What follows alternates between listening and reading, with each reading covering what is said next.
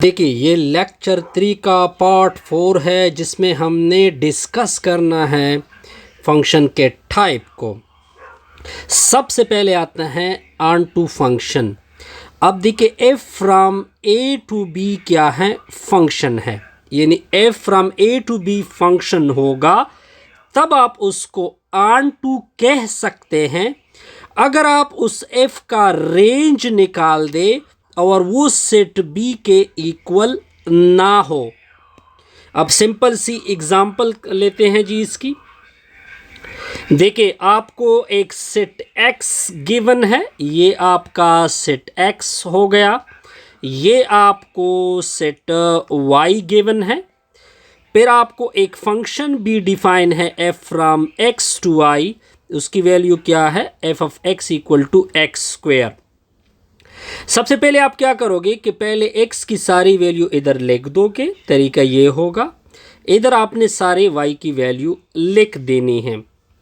अब आपने क्या करना है, -3 को इसमें पुट कर दोगे तो 9 आएगा। तो इस वजह से आप देख सकते हैं कि -3 की लकीर किसके साथ मिल गई, 9 के साथ। सिमिलरली -2 को पुट कर दोगे तो 4 आएगा, -1 को पुट कर दोगे तो +1 आएगा, अप टू सो ऑन। अब हमने इसका रेंज निकालना है। चलो इसके रेंज निकालते हैं। ये सेट y को रेंज बोलते हैं, इस सेट को, या इसको b भी बोल सकते हैं, y भी बोल सकते हैं। अब देखिए इसके रेंज में एक तो 1 किसी के साथ ताल्लुक़ रख रहा है, एक 4 भी ताल्लुक़ रख रहा है, और एक क्या रख रहा है, 9 भी ताल्लुक़ रख रहा है। तो 1, 4 और 9 आप देख सकते हैं ये ताल्लुक़ रख रहे हैं। क्या ये पूरे y को, पूरा y तो 1 से लेकर 12 तक हैं, तो क्या ये पूरी y की इक्वल होगा, नो। जब पूरी y की इक्वल नहीं आ गया तो ये कौन सा फंक्शन होगा, ऑन टू फंक्शन। सिंपल सा रिजल्ट था, हमने निकाल दिया। अब देखिए अब हमने डिस्कस करना है जी onto function. Onto function का एक और नाम भी है, इसको सर्जेक्टिव भी बोलते हैं। अब इसको प्रॉपर डिफाइन करते हैं सर, किस तरह डिफाइन होगा वो देखे। अब देखिए सबसे पहले आपने एक फंक्शन लेना होगा, f from A to B function होगा। ये ऑन टू फंक्शन कहलाएगा अगर उसका रेंज सेट बी के इक्वल आ जाए, और इसका रेंज किसके इक्वल आ जाए, सेट बी के इक्वल आ जाए। अब आपने क्या करना है, आपको सेट एक्स की वैल्यू गिवन है, आपको सेट वाई की वैल्यू गिवन है, और आपको एफ ऑफ एक्स गिवन है कि ये इसके मुताबिक अपना सेट बना ले। तो देखते जाइए, यहाँ पे रखोगे कैपिटल एक्स, यहाँ पे रखोगे कैपिटल वाई। यहाँ तक क्लियर जी, बिल्कुल। अब एफ जो है ये आपने अप्लाई करना है। फिर पहले इधर सारी x की वैल्यू लिख दे, -3, -2, -1, 0, 1, 2, 3। फिर y की वैल्यू सारी लिख दो, 0, 1, 4, 9। अब देखिए अब पहले इसको 0 को पुट कर दे, इसमें 0 को पुट कर दे, x की इक्वल टू जब 0 पुट कर दोगे तो 0 का स्क्वायर 0 होता है, तो ये रिजल्ट आपको मिलेगा। फिर आप इस तरह कर दे कि -1 को पुट कर दे, इधर -1 पुट करोगे तो +1 मिलेगा, ये रिजल्ट मिला। फिर आपने x की जगह -2 को पुट करना है, -2 का स्क्वायर क्या होता है, 4 होता है, ये रिजल्ट मिलेगा। फिर आपने 1 को पुट करना है इधर, तो 1 का स्क्वायर क्या होता है, 1 होता है। फिर आपने 2 को पुट करना है, 2 का स्क्वायर क्या होता है, 4 होता है। फिर आपने 3 को पुट करना है, 3 का स्क्वायर क्या होता है, 9 होता है। -3 को पुट कर दोगे तो वो आएगा +9। अब हम रेंज निकालते हैं f का। अब देखिए रेंज में ये सारी वैल्यू आ रही है, क्योंकि हर एक साथ लाइन, इससे लाइन सारों से लाइन निकला है, तो रेंज में आएगा 0, 1, 4, 9। क्या ये दूसरे सेट यानी y की इक्वल है? बिल्कुल इक्वल आ गया। तो ये कौन सा फंक्शन होगा? ऑन टू फंक्शन होगा। सिंपल सा रिजल्ट था। अब देखें, अब हमने डिफाइन करना है किस फंक्शन को? वन वन फंक्शन को। तो देखते जाइए वन वन फंक्शन को। सबसे पहले तो वो f from a to b function होगा, फिर आप उसको वन वन कह सकते हैं अगर a के डिस्टिंक्ट एलिमेंट, यानी डिस्टिंक्ट एलिमेंट के बाद मुख्तलिफ एलिमेंट के साथ b के मुख्तलिफ एलिमेंट आने चाहिए। इसका सिंपल मतलब यह है कि रेंज रिपीट नहीं होगा। इसका सिंपल मतलब क्या है कि रेंज क्या नहीं होगा? रिपीट नहीं होगा। अब प्रॉपर बनाते हैं जी। ये आपका x हो गया, ये आपकी y हो गई। x में क्या रखेंगे? 1 2 3 4।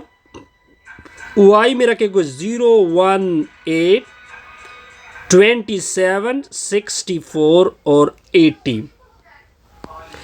अब आप देखें, जब आप इस 1 को x की जगह पुट करोगे तो 1 आएगा, तो इसका मतलब है कि 1 पे 1 रिजल्ट। जब आप 2 को पुट कर दोगे यहां पे तो 2 का क्यूब 8 होता है। जब आप 3 को पुट कर दोगे यहां पे तो 3 का क्यूब 27 होता है। जब आप 4 को पुट करोगे तो क्या आएगा? 64 आएगा। अब देखें, इसके रेंज में 1 एक मर्तबा आया है। देखिए 1 से एक लाइन निकला है, 8 से भी इस साइड पे एक लाइन, 27 से भी और 64 से, सारों से एक एक लाइन y के एलिमेंट से निकला है। इसका मतलब यह है since range is not repeat, इसका रेंज रिपीट नहीं है।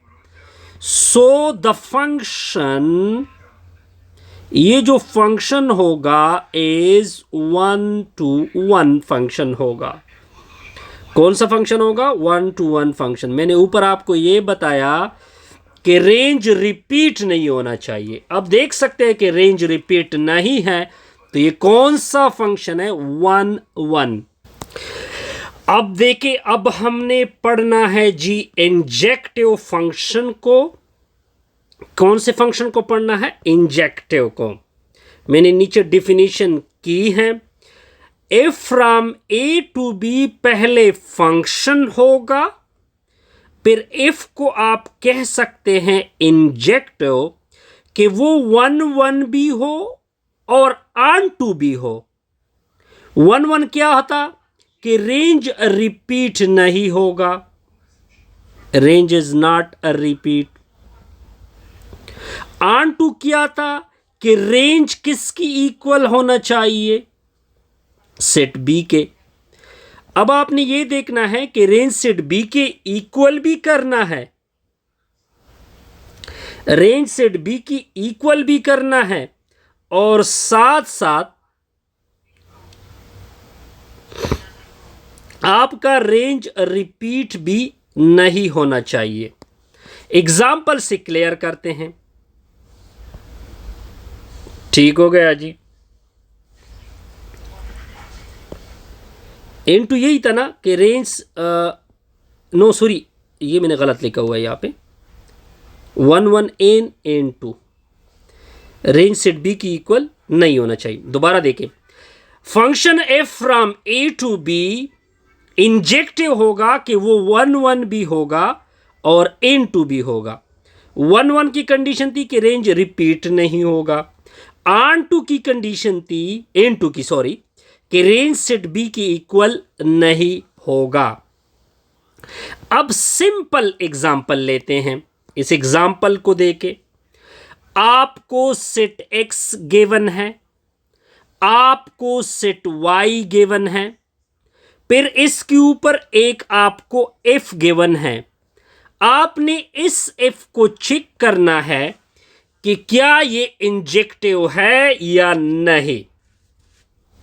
देखिए, इंजेक्टिव के लिए सबसे पहले n2 चेक कर दो। क्या चेक करते हैं? n2। n2 के लिए आप इस फंक्शन का रेंज निकाल दो। रेंज में y w x यानी x y x w और y आ गए।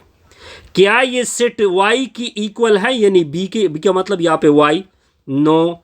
तो ये कौन सा फंक्शन बना? n2 फंक्शन बना। अब इंजेक्टिव के लिए 1 to 1 भी चेक करोगे। 1 to 1 की कंडीशन ये है कि रेंज रिपीट नहीं होगा। अब देखिए y एक टाइम आ चुका है, w भी, रेंज सेकंड एलिमेंट को कहते हैं, तो सारे एलिमेंट एक एक मर्तबा आ चुके हैं। तो इसका मतलब है कि रेंज जो है is not repeat, range repeat नहीं है। तब ये ऑन2 भी है, n2 भी है, 1 to 1 भी है। सो मैं इस फंक्शन को कह सकता हूं इंजेक्टिव, क्योंकि सारी कंडीशन क्या हो रही है? पूरी हो रही है। क्योंकि हमने पहले n2 चेक किया, वो भी था। जब हमने 1 1 चेक किया, वो भी था। जब दोनों हैं तो इसको क्या बोलते हैं? Injective function. अब हमने एक और फंक्शन पढ़ना है जिसको बोलते हैं बाइजेक्टिव फंक्शन।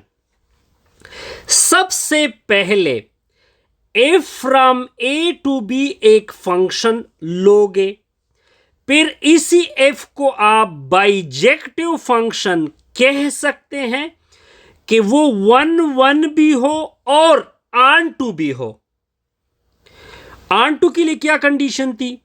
हमने अब दोनों चेक करने हैं। ऑन2 होगा, 1 1 होगा, तब बाइजेक्टिव बनेगा। इसका मतलब है कि रेंज f का सेट b के इक्वल होगा। 1 1 के लिए क्या कंडीशन थी? रेंज रिपीट नहीं होगा। अगर आप इन 1 ऑन2 भी आ जाए, 1 1 भी आ जाए, तब इसको हम क्या कह सकते हैं? Bijective function. कौन सा फंक्शन कह सकते हैं? बाइजेक्टिव।